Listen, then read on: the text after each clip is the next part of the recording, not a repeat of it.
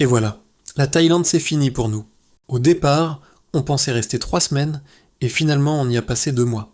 D'habitude, on ferait une vidéo avec les pour et contre du pays. Mais honnêtement, on n'a pas trouvé de contre, à part l'odeur des égouts. Voici notre top Thaïlande. Notre classement. Numéro 1 pour 6000 ans. Pour ses eaux cristallines, sa nature préservée et le fait de pouvoir se baigner toute une journée là-bas. C'est très clairement ce qu'on imagine quand on pense à une île paradisiaque. Pour nous, c'est le bijou de la Thaïlande.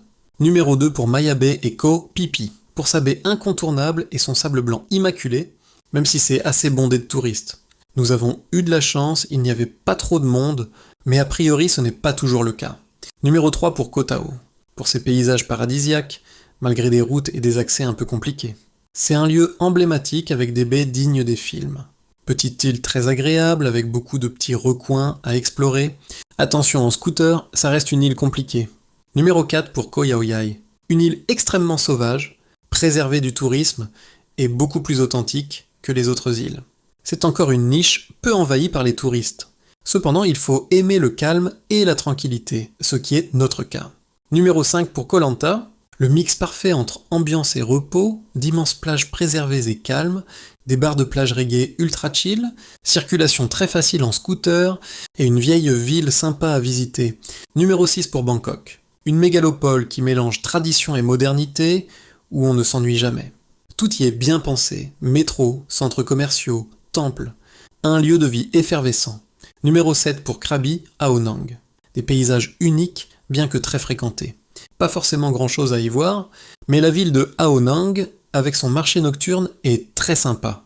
Numéro 8 pour Khao Lak. Petite station balnéaire mignonne, pas extraordinaire, mais qui permet un accès facile aux îles Similan. Numéro 9 pour Koh Samui, Koh Phangan. Pour sa vie nocturne et de beaux paysages comme à Koh Tao, mais gâchés par le surtourisme et la circulation. Numéro 10 pour Phuket. Pas forcément agréable pour tout le monde. Très fréquenté, déplacement à pied limité, scooter compliqué à cause des barrages de police. En bref, la Thaïlande a été un coup de cœur dès le début, tant pour ses lieux emblématiques que pour ses habitants, incroyablement drôles et gentils, sans qui la Thaïlande ne serait la Thaïlande.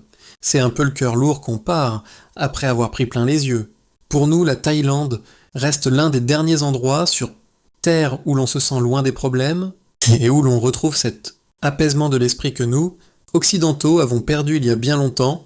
Allez vivre l'expérience en dehors des sentiers battus. Vous ne serez plus la même personne après ça.